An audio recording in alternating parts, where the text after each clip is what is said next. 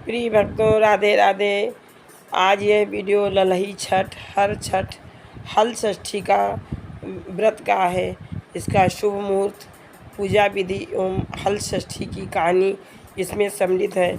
इसमें भगवान श्री कृष्ण के बड़े भाई बलदेव जी की पूजा की जाती है और वो अपने जो है हल को विराजमान रखते हैं।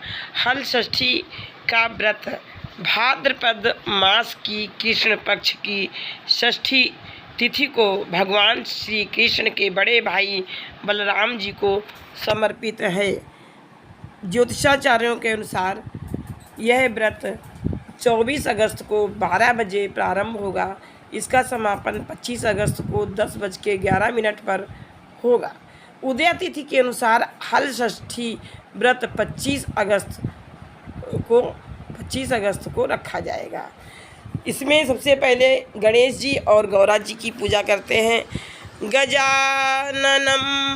गजाननं भूत गणाधिसेवितं कपित्थ जम्बू फलचारु भक्षणम् उमासुतं शोक विनाशकारकं नमामि विघ्नेश्वर पाद पंकजं। सदा भवानी दायिने गौरी पुत्र गणेश पंचदेव रक्षा करे ब्रह्मा विष्णु महेश। तो यह हल छठ का यह व्रत आम तौर पर पुत्रवती स्त्रियां ही करती हैं। इस दिन वे पूरे विधि विधान से पूजा पाठ करती हैं। हल षष्ठी की पर महिलाएं पुत्र की संख्या के हिसाब से 6 मिट्टी के बर्तनों में 6 या 7 भुने हुए अनाज या मेवा रखती हैं। हल षष्ठी पर महिलाएं गड्ढा बनाती हैं और उसे गोबर से लिपाई कर तालाब का रूप देती हैं। इसके बाद झरबेरी और पलाश की एक एक शाखा बांधी जाती है और हर छठ को गाड़ा जाता है। पूजा के समय भुना हुआ चना, जौ की बालियां भी चढ़ाई जाती हैं। कहा जाता है कि व्रत के दौरान हल जोतकर उगाए अन्न का सेवन नहीं किया जाता है। इस तरह पूजा पाठ कर रात्रि में चांद देखकर व्रत खोला जाता है।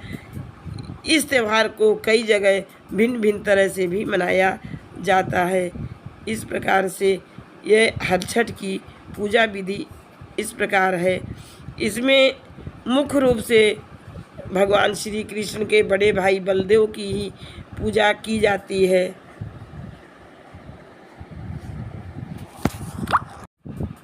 हर छठ का व्रत माताएं संतान के सुखद जीवन व लंबी आयु के लिए रखती हैं। मान्यता है कि इस व्रत के प्रभाव से संतान को संकटों से मुक्ति मिलती है। हर छठ के व्रत में क्या खाना चाहिए? हर छठ व्रत में हल द्वारा बोया जोता हुआ अन्न या कोई फल खाने की मनाही होती है। गाय के दूध दही भी नहीं खाना चाहिए। सिर्फ भैंस के दूध दही या घी स्त्रियाँ इस्तेमाल कर सकती हैं। कथा, हर छठ की कथा इस प्रकार से है। हर छठ व्रत में गर्भवती ग्वालिन वाली कथा इस प्रकार है। उसका एक गर्भवती ग्वालिन थी। उसका प्रसव काल पास था, लेकिन दूध दही खराब ना हो जाए इसलिए वह उसको बेचने चल दी। कुछ दूर पहुंचने पर ही उसे प्रसव पीड़ा हुई और उसने एक बेरी की ओट में एक बच्चे को जन्म दिया। उस दिन हल षष्ठी थी। थोड़ी देर आराम करने के बाद वह बच्चे को वहीं छोड़ दूध दही बेचने चली गई। गाय भैंस के मिश्रित दूध को केवल भैंस का दूध बताकर उसने गांव वालों को ठग लिया। इससे व्रत करने वालों का व्रत भंग हो गया। इस पाप के कारण बेरी के नीचे पड़े उसके बच्चे को किसान का हल लग गया। दुखी किसान ने झरबेरी के कांटों से ही बच्चे के चिरे हुए पेट में टाँके लगाए और चला गया।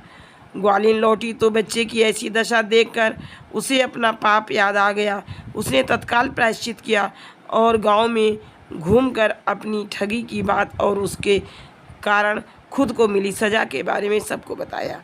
उसके सच बोलने पर सभी गांव की महिलाओं ने उसे क्षमा किया और आशीर्वाद दिया। इस प्रकार ग्वालिन जब लौट कर आई, खेत के पास आई, तो उसने देखा कि उसका मृत पुत्र जो मर गया था वह खेल रहा था। इस प्रकार से उसे अपने किए की सज़ा मिली थी, लेकिन हर्षठ महारानी के वचन से उसका पुत्र पुनः जीवित हो गया। इस प्रकार यह कथा संपन्न होती है कि उस ग्वालिन को उसका पुत्र पुनः वापस मिल गया। हल षष्ठी व्रत के त्यौहार का महत्व इस प्रकार से है। नंबर 1, त्यौहार ज़्यादा पुत्र वाली महिलाएं ही व्रत करती हैं, जो अपने पुत्र की लंबी उम्र के लिए यह व्रत रखती हैं।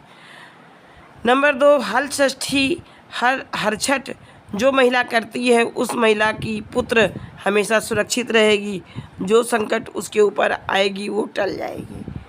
नंबर 3, यह त्यौहार की दिन पूजा करने से जो लड़का होता है वह हमेशा खुश रहता है।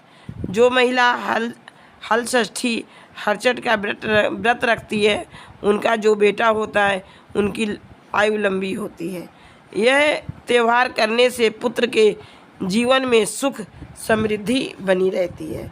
जो महिला इस व्रत को सच्चे मन से रखेगी, उस महिला का बेटा हमेशा हर परेशानी से निकलकर आ जाएगा और संकट से बच जाएगा, क्योंकि हल षष्ठी देवी माँ उस बेटे को सुरक्षित तथा सही सलामत रखती हैं।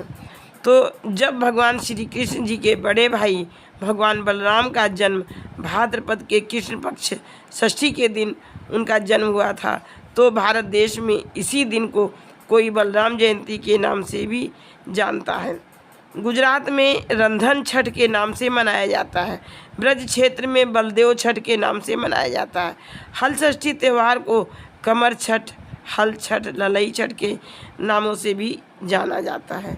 इस प्रकार यह त्यौहार बहुत ही महत्वपूर्ण त्यौहार है और इसमें छः अनाज यूज किए जाते हैं। 6 भुने हुए अनाज, 6 जो है दोने 6 मिट्टी के कुल्हड़ में भरे जाते हैं। 6 प्रकार के अनाज, महुए का विशेष रूप से प्रयोग किया जाता है और गाय के दूध और दही का प्रयोग नहीं करते हैं, बल्कि भैंस के दूध और दही का प्रयोग करते हैं। इस प्रकार से ये हरछठ मैया की जय, हल षष्ठी मैया की जय। जय